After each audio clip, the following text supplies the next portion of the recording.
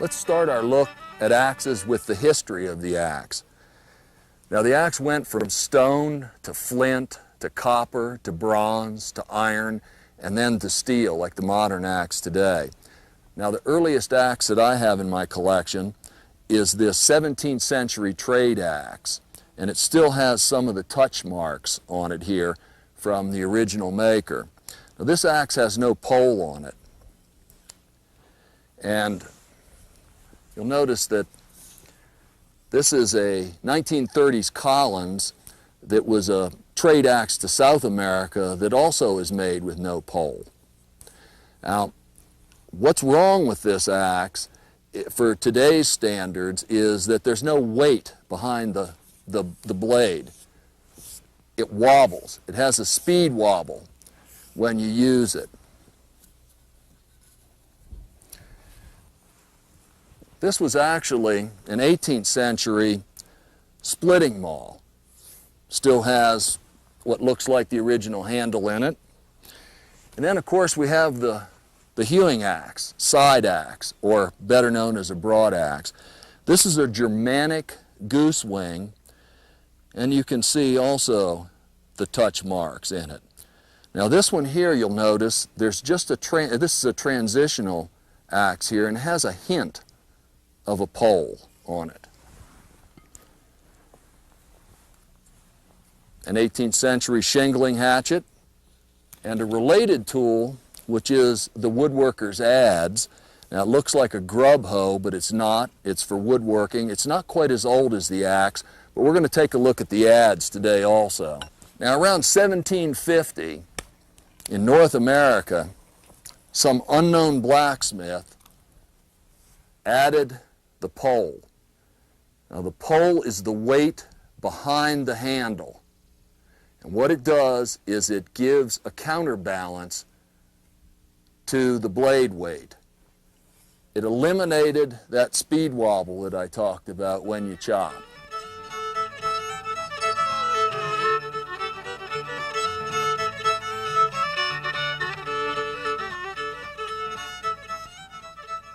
We just had this single bit, or pole axe, because of the pole. And this is a good old true temper. As a matter of fact, my father gave me this axe when I was 14 and went into the woods. Now it's hung with a straight handle on it instead of a fawn's foot or a curved handle. It's a jersey pattern. It's my personal favorite as far as a pattern goes because it has a short bit, wide cutting edge, and it also has bevels ground in it, which are for easy release in sticky wood.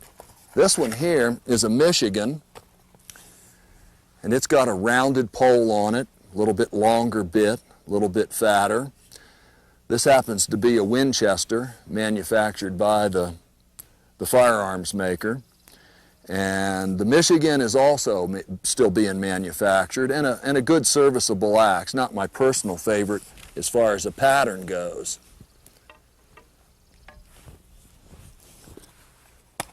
The last one that's really still around is called a Dayton pattern, and this is a 4-pound Dayton. It's square. You notice it has a large pole on it, a long bit, and it has the fawn's foot handle. You probably noticed that the different head patterns are more or less geographic. And that's because early development of the axe was by blacksmiths in certain geographic locations and also to suit the timber in those locations. Like a Michigan axe was well suited to the timber in Michigan. This is an Australian axe. It's an Australian wood axe, but the head pattern is very much like a Connecticut. It's not one of the competition axes, and we'll look at a competition axe in a minute. But it's about a 6-pound with a straight handle, still being manufactured today. And as always, we should say a word about safety with an axe. You should always wear eye protection. These are safety glasses. You notice that I don't wear gloves. I don't wear gloves because I need purchase or a grip on the axe handle. When my hands get sweaty, I can't get that with gloves. but there are times when gloves, leather gloves, are appropriate. Now, your axe should always have a good leather sheath on it, and you should wear good leather boots, and remember, a sharp axe is a safe axe. How about some double bits here? This is a cruiser head pattern. It's 2.5 pound with a 28-inch handle on it, and it's very convenient to carry in the woods with you. That head pattern is still being manufactured. There are only a couple of double bit patterns still around. Used to be a lot more. This is a Michigan double bit. It also is a true temper, Kelly Perfect, has the bevels ground in it. You'll notice it sort of has the same round configuration that the single bit Michigan. The last double bit is a Western pattern, and the one we use most out here in Montana. You'll notice that the Western has a little bit of an upsweep to it. This one also has the bevels ground in it, and it is a Council Tool Company, which is a manufacturer out of North Carolina that's still making good quality axes. It's called the Classic line because of the bevels here. This one has an octagonal handle on it, also a slim tapered octagonal handle. One last axe to show you is a full-blown Australian competition. This is a Tuatahi, and it's used in competitive work. It's very thinly honed here and would not be good for woods. Now there's a few other shorter axes.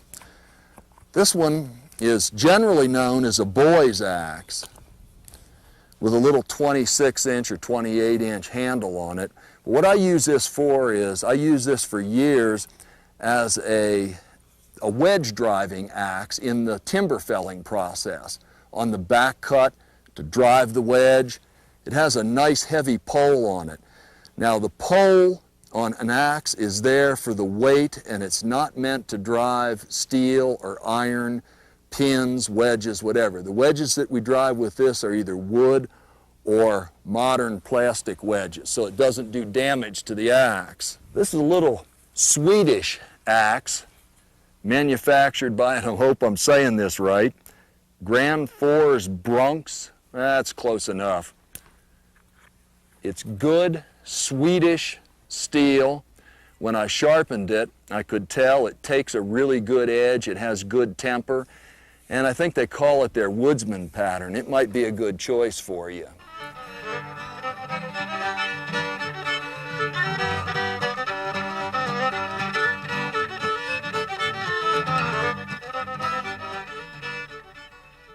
An axe, if it's used properly, is a real safe tool. An axe, if you cut corners, it can be a real dangerous tool. The one thing that we've seen in the past that have been injury related, and injuries to ankles or feet, has come down to one simple thing. If when you're chopping on a log, if you never let your axe handle break a plane that's parallel with the ground as you're chopping, then you can't cut your feet.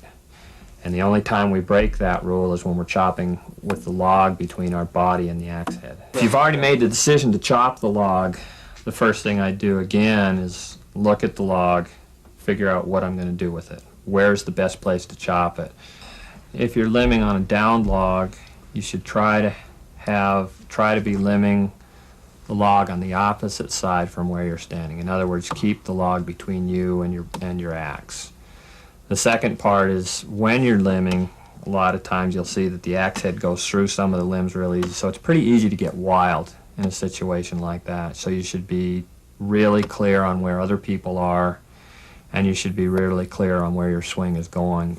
Yeah, there's a lot of times when, no matter how hard you try, you have to limb on the same side of the log that you're standing on. And when that happens, just be doubly sure never to let your axe handle or your axe head drop below the level of your hands as you're chopping. The third is when you're swinging, is to make sure that you have a clear area within the complete radius or arc of your swing. When you're doing that, you don't want your axe, when it's over your head, even to hit a little branch. So sometimes there might be a little branch that's out of the radius of your swing, but it's going to be catching your eye and it's going to be interfering with your vision the whole time. And if that's there, take the time to remove it. It's trying to be as sufficient as possible. So you're going to strike that wood as many times as it takes to completely sever your cutting surface, and then move to the other side, instead of making a chop on one side, a chop on the other side, a chop on this side, a chop on this side, 3 times in succession, and then breaking it. Oftentimes in a large log, you're not going to be able to remove your first chips by making a wide cut. So you'll start with a narrower V in your cut, and you'll cut down until your V comes to closure or to a point. And then you'll go back up, and usually on the strongest side that you have, you'll reopen your cut so that it's wider. And as you come down at first, you take a lot of care to develop accuracy. It doesn't matter. The power does not matter at first.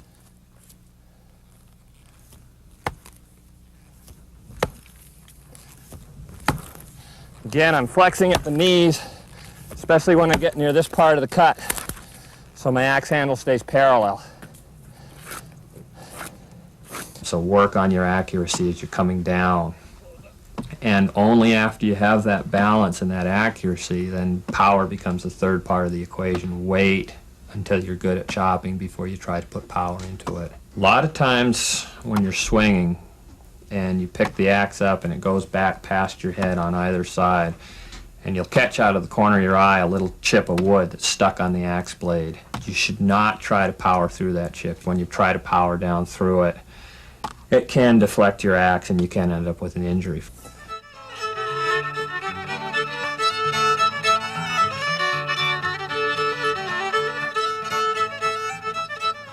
Then there's always the splitting maul. This is a 6-pound maul. It's an axe eye instead of a sledge eye maul, which I prefer the feel of the handle on.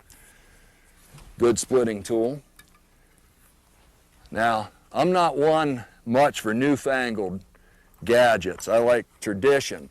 But here's a splitting axe called the Super Splitter, and it's got a little flare on the side here, and it works real good. I'm real impressed with it. It comes in 2 sizes, this being the smaller, and then there's a little bit heavier version of it. A real quick look at wood splitting here. The splitting maul, 6-pound splitting maul, and splitting is a matter of concentrating your energy. Put your body weight into it. The last splitting tool is just a single bit axe. With an axe, which doesn't have much of a wedged shape to it, and I'm going to take my gloves off here for this so I can feel the handle real good. There's an old timer's trick that if you, and I'll do this in slow motion, if you twist the axe right at the point of impact, it'll throw the wood apart and the axe won't stick in it. Let's try this twisting motion again. There we go.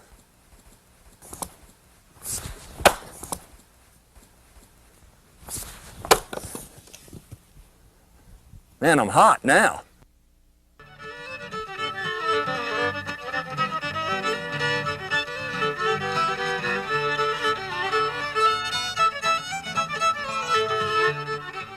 Now the broad axe is my personal favorite of all edge tools to use. I'll start off with my grandfather's broad axe. It's a big one. It's about 9 pounds. And you'll notice that it has more or less of an original offset handle. This is a Pennsylvania pattern broad axe, and it's made by William Beatty and Son out of Chester, Pennsylvania. And now there's 3 fairly common 20th century and 19th century patterns, the Pennsylvania being one of them. And I'll show you 2 others here. Fancy sheath here. Whoops. This is called a New Orleans pattern, and you'll notice that it's clipped off on the edges. It has a pretty large pole What I really like about this pattern is that it has more of a curve to it. Now, a broad axe is basically it's flat on this side, and the bevel or the basal edge is all on this side. This has a dog leg handle, which is just an offset, a single offset handle as opposed to the S-bend. So Pennsylvania, New Orleans, and Canadian pattern. This one still has the maker's sticker on it, even though it's a historic axe. The Canadian pattern has this little bevel right through here, and that distinguishes the Canadian pattern axe. You do have a choice, though, between historic and modern. There's a fellow in North Carolina, Bear Creek Tools, that's the first one to come up with a well-made broad axe. And by well-made, Charlie understands the geometry of a broad axe. It's got the curve to it this way, the flat side. It's hung properly. This is a good choice for you for a modern manufactured broad axe.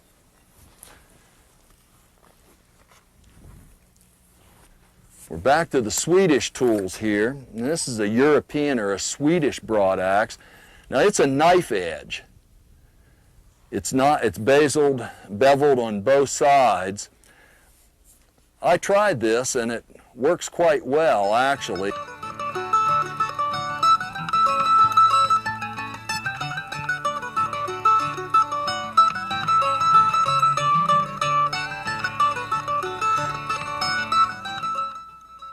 The actual hewing process starts with scoring of the log, and there's a couple of different techniques for scoring. Let's start off with the most difficult, which is to chop a V-notch.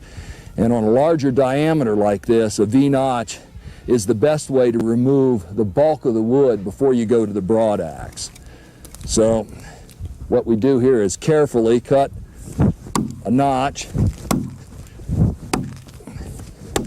into the depth of the line, and then come over here and you keep cutting these V-notches into the depth of the line.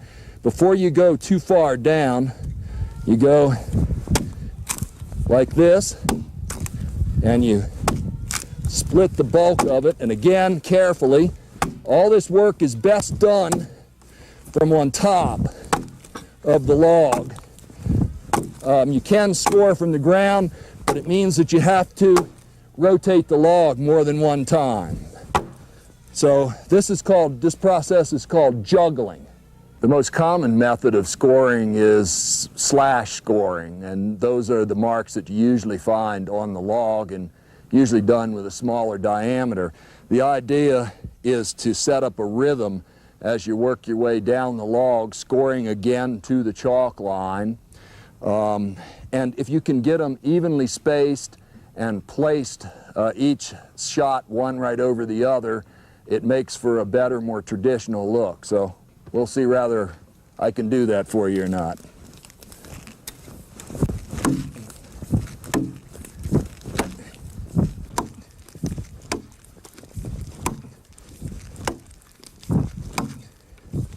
That's the slash scoring process, and we're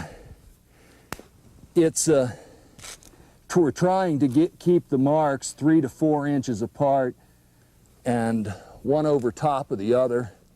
There's a little, if you would, there's a little dance that goes with this, a shuffling motion that you do to keep the rhythm going on it, to keep your even spacing. The hewing process is one of removing the rest of the wood to the line. That sometimes on a larger diameter log like this, that sometimes takes 2 tries at each side. And that would be score with the pole axe, hew with the broad axe, come back and score the last time to the line, and again use the broad axe to finish. Traditional broad axe work worked forward with it. The terminology bark your knuckles came from this historic process where as you're chopping like this, your knuckles are in jeopardy on the log. That's why historically you hew forward, creates more room for your hands. The handle is offset. This is a dog leg offset to give you a little bit more hand room in there. Now, I also like to hew backwards, even though it puts my fingers in more jeopardy, barking my knuckles, because I can see the plane that I've just worked on, and it gives me a better sight line if I go that way. But we'll start here and do it in a traditional fashion. The broad axe is raised and lowered in an easy motion. It's not swung real hard.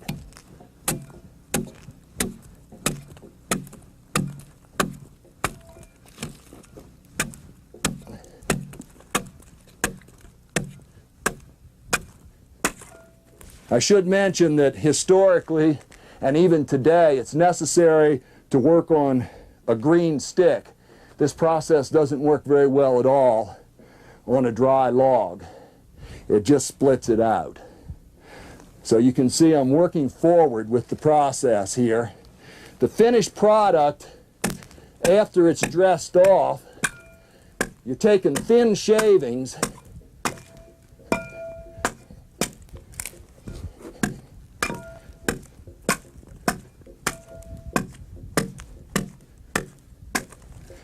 and some of them are quite thin for an axe, and it leaves a fairly smooth surface with just a hint of the scoring marks left in it.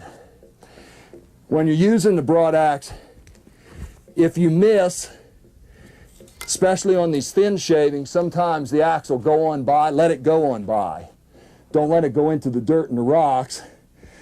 The wood chip buildup will save the edge, but don't try and pull a missed shot like that. These axes are heavy enough as they are. If you do it all day long, your forearms will be burning.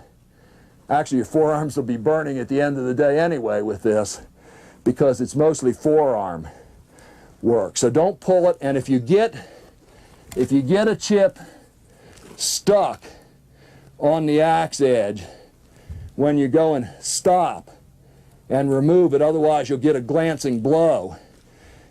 And you should keep this leg tight, and I'm hewing right-handed right now. Keep this leg tight and this leg out of harm's way.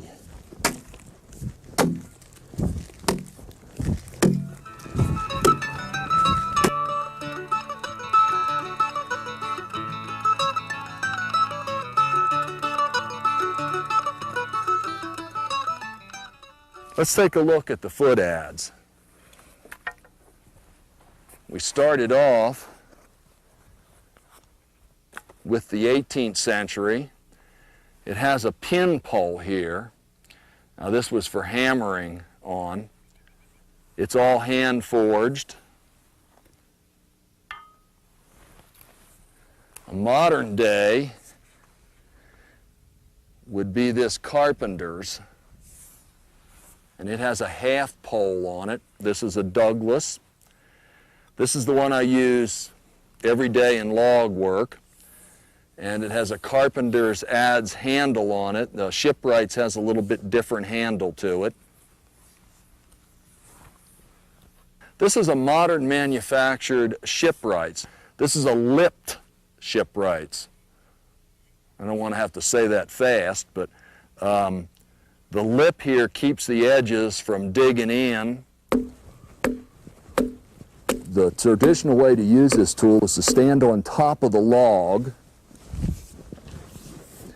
and chop right towards your feet. So I'm going to do that while I'm looking at my feet.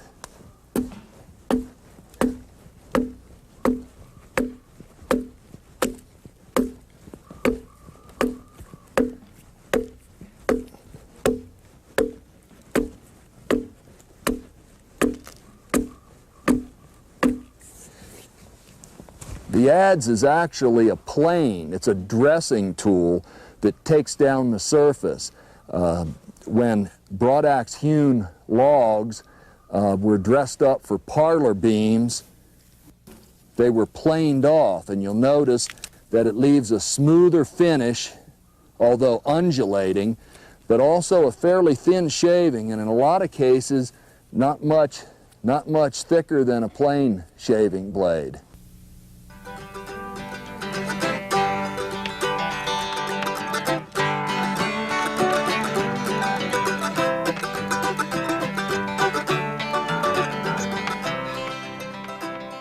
How about we look at some hatchets? Hatchet is just a shorter version of the axe. Since we looked at double bits, here's a little double bit hatchet. It's about 1.5 pounds. Good little camp tool.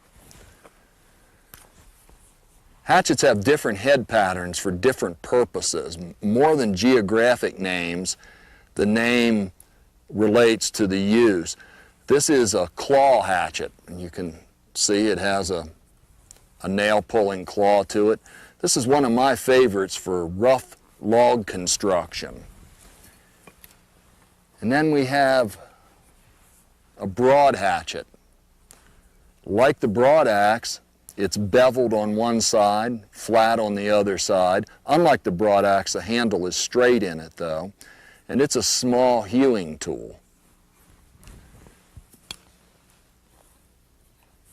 Shingle hatchet has a flared bit on it. You'll notice that this particular make has the bevels ground in it for release.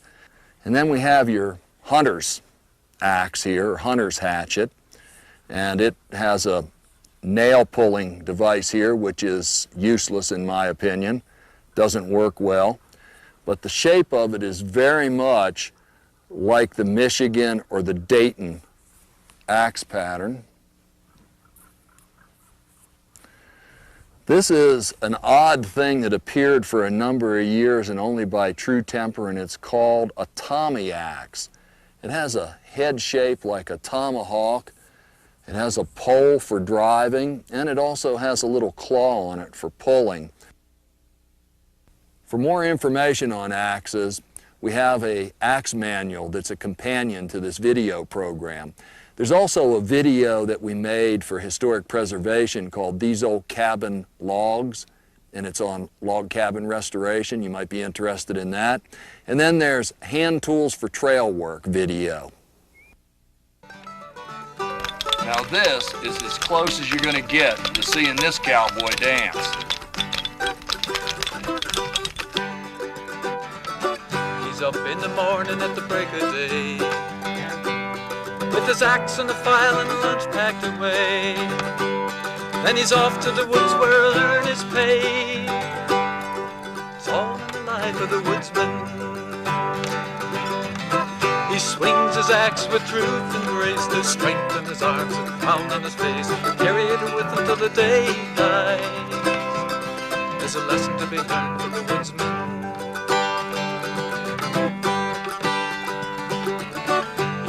The handle shaped by his hands, up to the next tree firmly he stands. The chips fly fast, each swing is true. There's music in the movement of the woodsman. He swings his axe with truth.